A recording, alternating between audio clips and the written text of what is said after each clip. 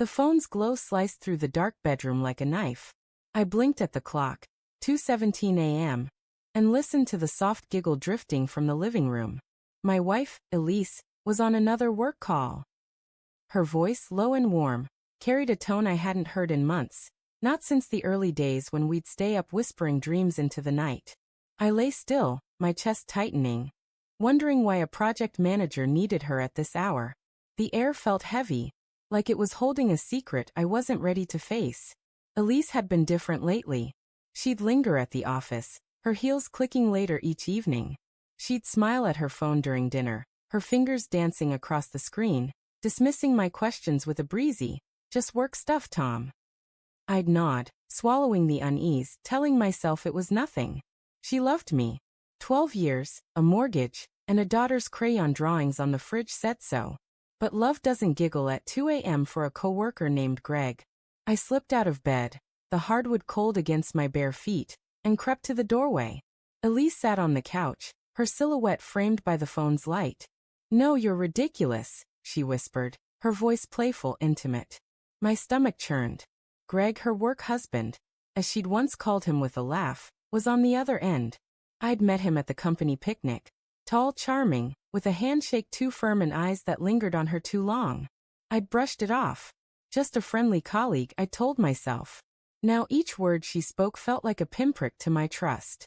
The next morning, Elise was all smiles, pouring coffee as our daughter, Mia, scribbled at the kitchen table.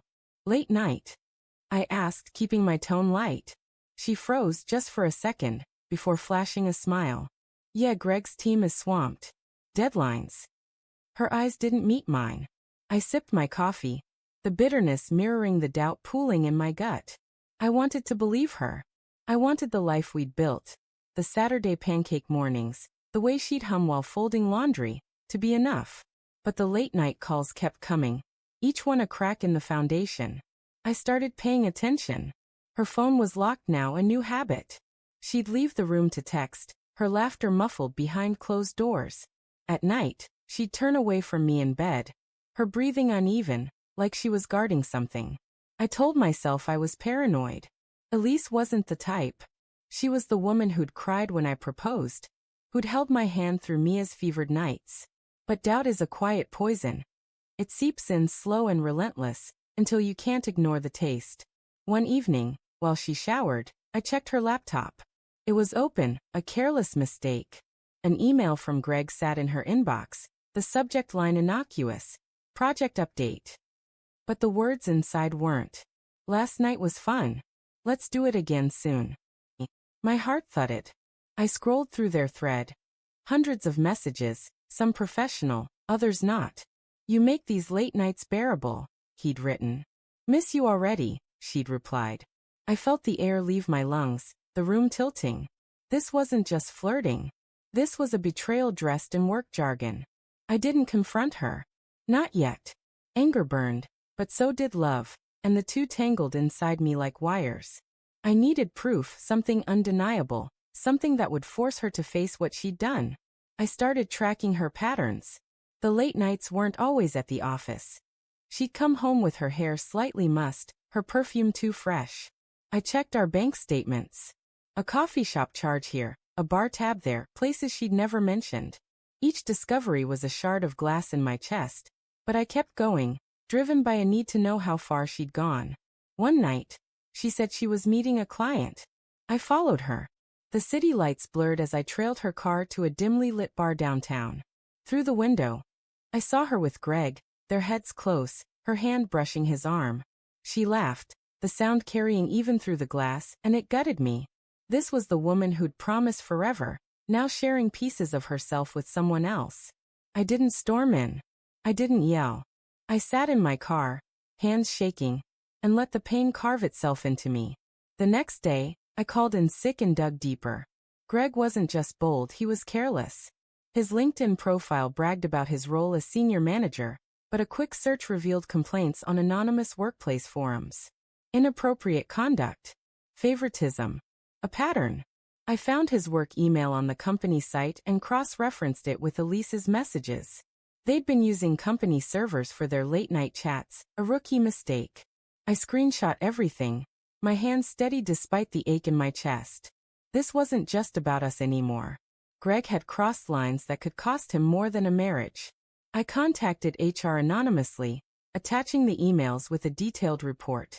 I didn't mention Elise by name. I couldn't bring myself to destroy her completely, not yet. But Greg? He'd made his choices. The fallout was swift. By the end of the week, whispers spread through Elise's office. Greg was escorted out, his career in ruins. I heard it from a friend who worked there, who called it a sudden termination. I felt no joy, only a hollow satisfaction. He'd thought he was untouchable. He was wrong. Elise came home that night, her face pale. "Greg's gone," she said, her voice shaking. "They fired him. No one knows why." I watched her, searching for guilt, for regret, but her eyes were unreadable. "That's rough," I said, my tone neutral. She nodded, then excused herself to the bathroom. I heard the faucet run, masking whatever sounds she didn't want me to hear. That's when I knew. She wasn't just grieving a colleague. She was mourning a loss I'd never understand. I waited until Mia was asleep before confronting her. We sat at the kitchen table, the same table where we'd planned our future. "Elise," I said, my voice low, "I know about Greg." Her eyes widened, then darted away. "It's not what you think," she stammered. "He was just a friend." But her voice cracked, and the lie crumbled. I laid out the evidence. The emails, the bar, the late-night calls. She didn't deny it. She just sat there, tears streaming, whispering, "I'm sorry. I didn't mean for it to happen." She said she'd felt neglected, that work had been her escape, that Greg had made her feel seen. I listened, my heart breaking not just for me, but for the woman I'd loved, now reduced to excuses. "I never stopped loving you," she said, reaching for my hand. I pulled away. Love wasn't enough anymore. Trust was gone, and without it, we were just strangers sharing a house. I moved out the next week, taking only what I needed. Mia cried when I explained I'd be living somewhere else for a while. Elise begged me to stay, but her words felt hollow, like echoes of a life we'd lost. I didn't yell. I didn't break things. I just left, carrying the weight of 12 years and a betrayal I'd never forget. In the end, Greg lost his job, and Elise lost her marriage. I didn't raise my voice. I didn't need to. I'd raised the stakes, and that was enough.